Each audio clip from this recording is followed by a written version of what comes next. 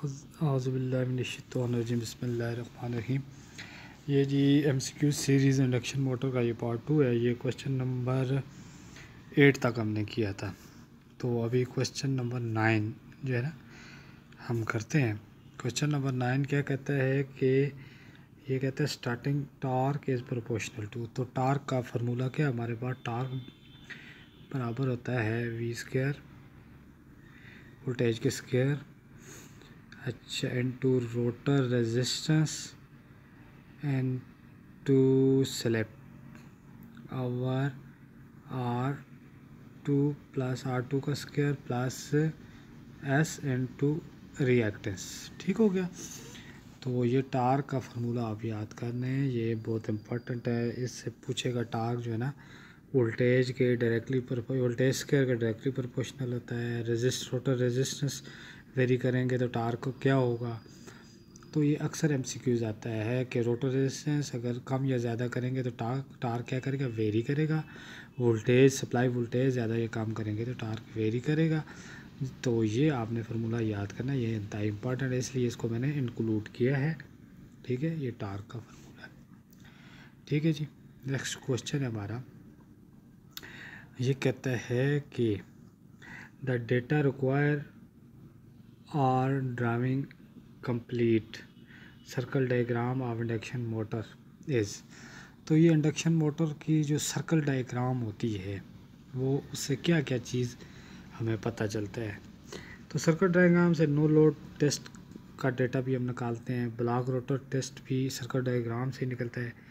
State resistance test, ये all of above है। इस क्वेश्चन का ऑल ऑफ एबव है। ठीक है, नेक्स्ट क्वेश्चन है हमारे पास। कहते हैं कि ए 3 phase slip ring induction motor has. तो इसके 4 ऑप्शन दिए हैं। कहते हैं शॉर्ट सर्किटेड रोटेट होता है 3 phase slip ring induction motor का, या डबल गेज रोटर होता है, या वाउंड रोटर होता है। तो स्लिप रिंग मोटर का दूसरा नाम वाउंड रोटर मोटर भी है। इसका वाउंड रोटर भी कहते हैं, या स्लिप रिंग इंडक्शन मोटर कहते हैं, या वाउंड रोटर इंडक्शन मोटर कहते हैं। ठीक है, इसके 2 नाम हैं। नेक्स्ट क्वेश्चन हमारा है, कहते हैं the slip in actual induction motor is generally. तो जो स्लिप होती है इंडक्शन मोटर की, ये जनरली कितने होती है? 3 to 5%।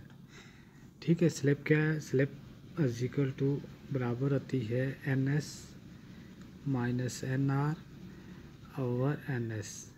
तो स्लिप जो होती है ये ये क्या नाम है, साइंक्रोनस स्पीड और रोटर स्पीड के दरमियान difference between rotor speed and synchronous speed. तो रोटर स्पीड क्या होती है? रोटर स्पीड हमेशा साइंक्रोनस स्पीड से कम होती है। साइंक्रोनस स्पीड जब हम, ये हमारे पास रोटर है, ये स्टेटर है, ठीक है, इसको जब हम सप्लाई देते हैं 3 फेज इंडक्शन मोटर को 3 फेज जब सप्लाई देते हैं तो इसमें मैग्नेटिक फ्लक्स पैदा होता है, रोटेटिंग मैग्नेटिक फ्लक्स पैदा होता है, जो रोटेट करता है और रोटर के साथ क्या करता है? लिंक करता है।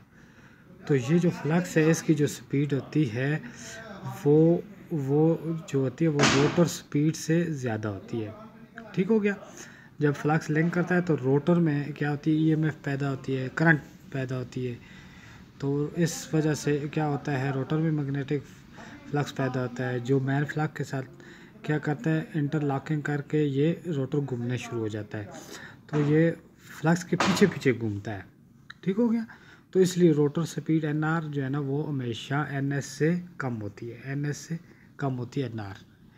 ठीक है, तो हमारा यहाँ पे ये जो इसने स्लिप का पूछा है, तो स्लिप 3 to 5% होती है इंडक्शन मोटर में।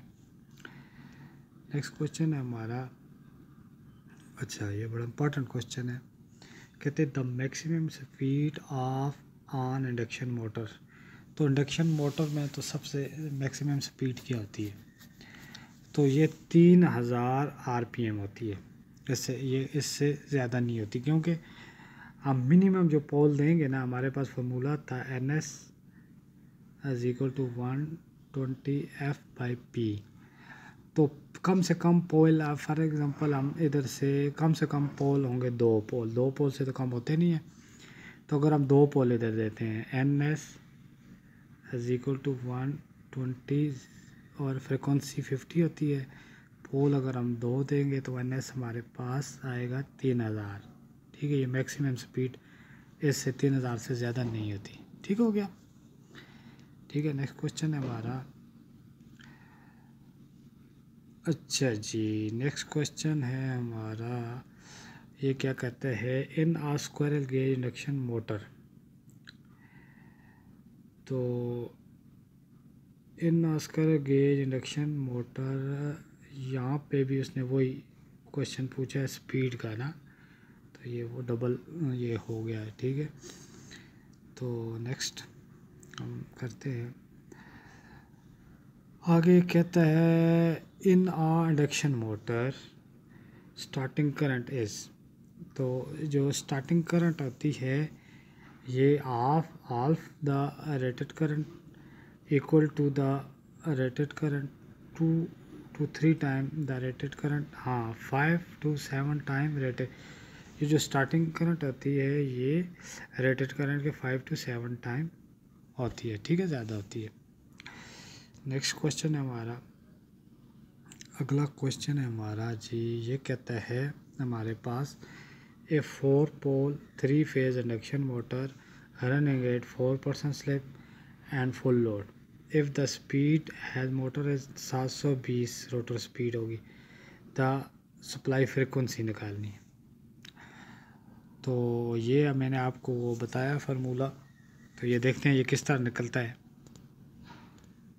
अच्छा जी, ये MCQs हमने यहाँ पे निकाला है। ये देखें, हमारे पास पोल जो है ना वो 4 है, स्लिप ये 0.04 4% है, तो ये 0.04 स्लिप आ गई हमारे पास। तो ये एन एस हमारे पास आ गया 720 स्पीड है। हमारे पास जो formula N S is equal to 120 F over P, ये हमारे पास आ गया। एफ हमने निकालना है, तो यहाँ पे हमने 120 ज़रबे एफ़ की जगह एफ़ उसी तरह हो गया और पी की जगह 4 हमने लिख लिया। तो इसको जी हमने ये सॉल्व किया तो हमारे पास 25 आता है। ठीक है, फ्रिक्वेंसी 25 आता है। ठीक है, तो अभी क्वेश्चन की तरफ आते हैं। तो ये हमारे पास आंसर बी इसका करेक्ट है, 25। ठीक है, अभी नेक्स्ट क्वेश्चन करते हैं। कहते हैं जी, in a square cage induction motor the rotor slot are usually given slightly skew in order to. तो ये जो रोटर की बात करता है, ये हमारे पास एक रोटर है। ठीक है, ये हमारे पास एक रोटर है, ऐसे होता है रोटर। तो इसके जो स्लॉट होते हैं ना, इसके तिरछे होते हैं, स्क्यू होते हैं, ऐसे स्क्यू। तो ये कहता है कि किस वजह से इसको हम टेढ़ा स्क्यू बनाते हैं, टेढ़ा। तो ये हम इसलिए बनाते हैं कि ताकि मैग्नेटिक लॉकिंग, पैरेलल नहीं बनाते ना, ऐसे हम नहीं बनाते। ये हमारे पास रोटर है, इसको हम पैरेलल ऐसे नहीं बनाते। इस वजह से नहीं बनाते कि ताकि ये जो है ना मैग्नेटिक लॉकिंग ना हो। ठीक है, तो इस वजह से इसको तिरछे बनाते हैं, मतलब सीधे ना कि ऐसे तिरछे बनाते हैं, ऐसे टेढ़े बनाते हैं ऐसे।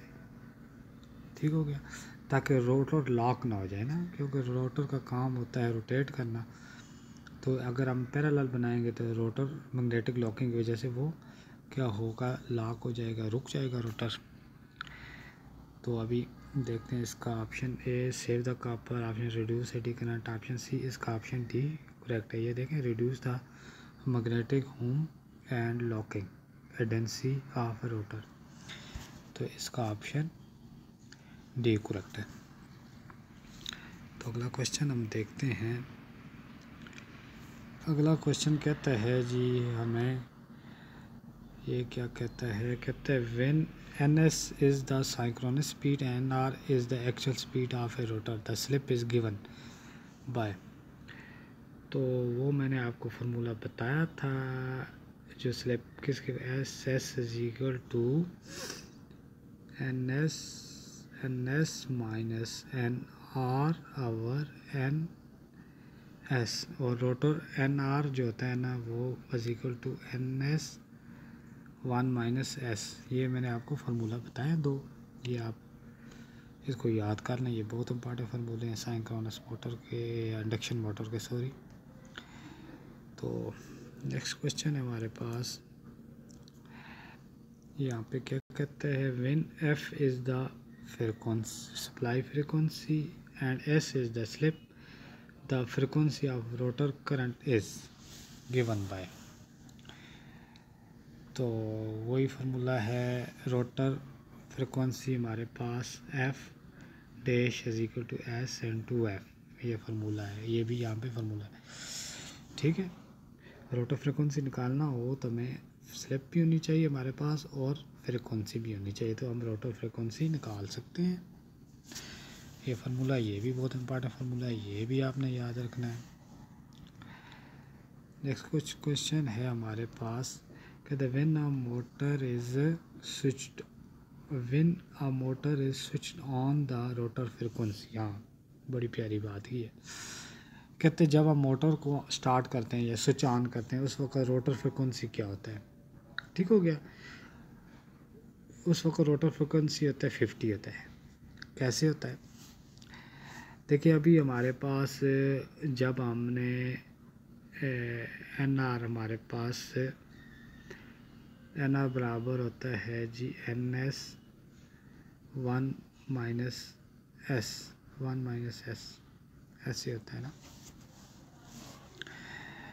तो रोटर उसकी बात करते हैं हम यहाँ पे, रोटर फ्रीक्वेंसी की, F dash is equal to F into S. तो जब हमारे जो मेन फ्रीक्वेंसी है वो 50 है, ठीक है। और जब क्या नाम है स्लिप होती है, जब हम स्टार्ट करते हैं रोटर को तो स्लिप की वैल्यू जब क्या नाम है स्टार्टिंग टॉर्क में स्लिप की वैल्यू 1 होती है। ये अक्सर एमसीक्यूज आता है, स्टैंड स्टिल पे स्लिप की वैल्यू क्या होती है, वो 1 होती है, ठीक है। ये हमने याद रखना है। या मैक्सिमम जब टार्क होता है तो स्लिप की वैल्यू क्या होती है, वो भी 1 होती है।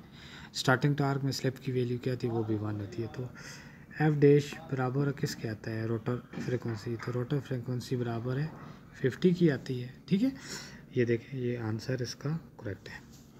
तो ये बहुत इंपॉर्टेंट सवाल है, जब रोटर स्टैंड स्टिल पोजीशन पे होता है तो स्लिप की वैल्यू 1 होती है, ये आपने याद रखना है। मैक्सिमम टार्क जब आता है तब भी स्लिप की वैल्यू 1 होती है, और स्टार्टिंग टार्क में भी स्लिप की वैल्यू 1 होती है। एफ डैश रोटर फ्रिक्वेंसी बराबर है एस इंटू एफ, ठीक हो गया। तो जब मोटर स्टार्ट होती है, स्टार्ट होने से पहले स्लिप, उस वक्त स्लिप 1 होती है, तो फ्रिक्वेंसी 50, तो रोटर फ्रिक्वेंसी क्या होगी 50 होगी, ठीक है। ये आपने यार, ये भी इम्पॉर्टेंट है, इसलिए मैंने स्लिप की वैल्यू, ये बहुत इंपॉर्टेंट, स्टार्टिंग पे स्लिप की वैल्यू क्या होती है, स्टैंड स्टिल पे स्लिप की वैल्यू क्या होती है, और मैक्सिमम टार्क पे स्लिप की वैल्यू क्या होती है, ये भी एमसीक्यूज आता है। तो स्लिप की वैल्यू क्या होती है, 1 होती है। नेक्स्ट क्वेश्चन है यहाँ पे, अच्छा नेक्स्ट क्वेश्चन कहते हैं, in a induction motor the rotor reactance per phase is proportional to, and the rotor reactance per phase, तो यहाँ पे रोटर रिएक्टेंस किसके, or resistance equal to rotor reactance, ठीक है। तो नेक्स्ट क्वेश्चन अभी देखते हैं, ये भी एक न्यूमेरिकल है इस क्वेश्चन में। तो ये क्या कहता है, 7.5 आसपास, ये 1/2 मिस्टेक हो गया, 7.5 horse power 3 phase 400 volt induction motor will draw a full load current. तो ये यहाँ पे हमने करंट निकालनी है 3 फेज इंडक्शन मोटर की। तो हमारे पास क्या फार्मूला है, P is equal to 3/√V I, ठीक हो गया। तो हमारे पास I हमने निकालना है, I हमने P की जगह हमने पुट अप करना है 7.5 आर्स पावर,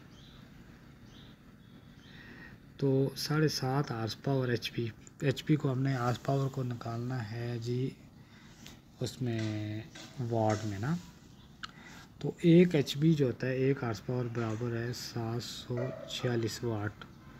ये भी बहुत इम्पोर्टेंट है, 1 हार्स पावर किसके बराबर होता है 746 वाट के। ये MCQs अक्सर आता है, ठीक है। तो आपने क्या करना है, ये मैंने फार्मूला आपको बता दिया है, इसमें आपने ये पुटअप करनी है। तो 7.5 हार्स पावर रिजर्वे 746 करेंगे इक्वल टू 3, उसी तरह V उसी तरह, और V की जगह सॉरी 400 वोल्ट हमें दिया हुआ है, ठीक है, 3 फेज से। तो ये इस तरह होगा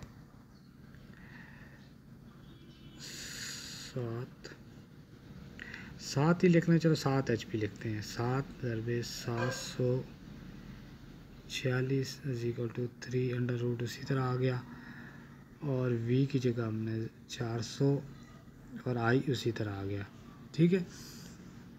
फिर आपने इसको क्रॉस मल्टीप्लाई करना है, इसको काटने के लिए 3 ज़रबे 400, ये आपस में 400 400 ये आपस में, तो ये इधर चला गया 3 अंडर रूट ज़रबे 400। तो यहाँ पे I की वैल्यू क्या आ गई, I की वैल्यू यहाँ पे आ गई I इज इक्वल टू 7 ज़रबे 746 और 3 अंडर रूट इंटू 400। ये मैंने आपको बता दिया। यहाँ पे आप यानी इसको मल्टीप्लाई करेंगे तो ये करंट की वैल्यू आ जाएगी, ठीक है। ये आपने खुद करना है कैलकुलेटर की मदद से। तो अगला क्वेश्चन है, अगला क्वेश्चन यहाँ पे कहता है on induction motor is, induction motor के बारे में कहता है कि ये क्या सेल्फ स्टार्टिंग होती है विद ज़ीरो टार्क, या self starting with small torque compare to rated torque, या self starting with high torque compare to rated torque, या assisted starting with zero torque. तो ये होती है जी C option, self starting with high torque compare to rated torque. तो ये हमारे पास MCQs हो गया। अगली नेक्स्ट जो आता है हमारे पास कहता है जी the running speed of a 3 phase induction motor is. तो running speed 3 phase induction motor की रनिंग स्पीड क्या होती है, वही मैंने आपको बताया, NS वही फार्मूला है, NS 120F/P, ये फार्मूला है सिंक्रोनस स्पीड, ठीक हो गया। अगला क्वेश्चन है, कहते हैं जी commonly use AC motor for industrial application is. तो इंडस्ट्री में 3 फेज इंडक्शन मोटर यूज़ होती है, ऑप्शन इसका C करेक्ट है इंडस्ट्री में। तो सिंक्रोनस मोटर के बारे में अगर पूछे तो सिंक्रोनस मोटर जो होती है ये इसमें मतलब पावर यूनिटी पावर फैक्टर पे कौन सी मोटर काम करती है, वो सिंक्रोनस मोटर होती है। ये इसका पावर फैक्टर जो है ना वो सही होता है, मतलब ना, ठीक है, ये सिंक्रोनस मोटर। तो इस पे भी इंशाल्लाह एक वीडियो बनाएंगे डिटेल से। तो सिंक्रोनस मोटर ये इसको डबल एक्साइटेड मोटर भी कहते हैं, ठीक है। इसमें एक्साइटेशन के लिए इसके रोटर को ना DC जनरेटर लगा के एक्साइटेशन दी जाती है। तो इसमें क्या होता है NS जो होता है बराबर होता है NR, मतलब रोटर स्पीड और सिंक्रोनस स्पीड क्या होती है, बराबर होती है। इंडक्शन मोटर में जो सिंक्रोनस स्पीड होती है वो क्या होती है, ग्रेटर देन NR होती है, ठीक हो गया।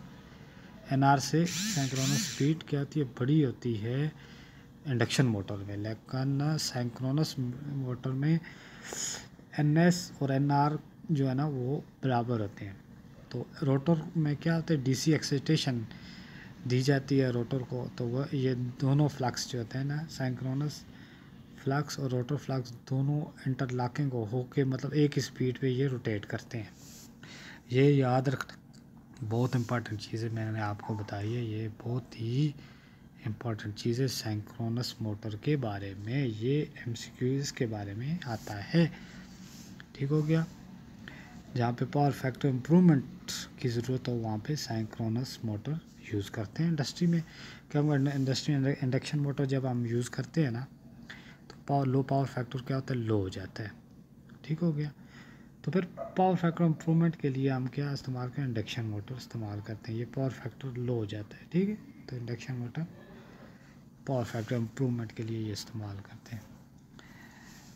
तो नेक्स्ट क्वेश्चन है हमारे पास, when the rotor of induction motor is standstill the value of slip. हाँ, ये दोबारा उसने पूछ लिया।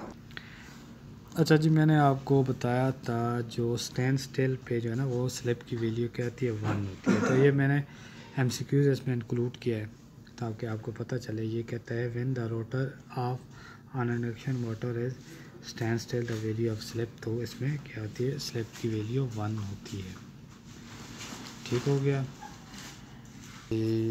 अच्छा जी, नेक्स्ट क्वेश्चन है हमारे पास, ये भी मैंने दोबारा इंक्लूड किया है ताकि टार्क के रिलेटेड क्वेश्चन है। ये कहते हैं ना squirrel cage induction motor the starting torque is, तो मैंने torque T is equal to V square rotor resistance to our, यहाँ पे R2 का square plus S into reactance. तो ये मैंने दोबारा इंक्लूड किया है टार्क। तो ये आपने याद करना है, टार्क जो होता है वोल्टेज स्क्वायर के डायरेक्टली प्रोपोर्शनल होता है और रोटर रेजिस्टेंस के, और इन्वर्सली प्रोपोर्शन होता है इसके स्लिप इनटू रोटर रिएक्टेंस के। ठीक हो गया। ये थी आज की वीडियो, तो इस पर नेक्स्ट इंशाल्लाह वीडियो बनाएंगे। ओके, अल्लाह हाफिज़।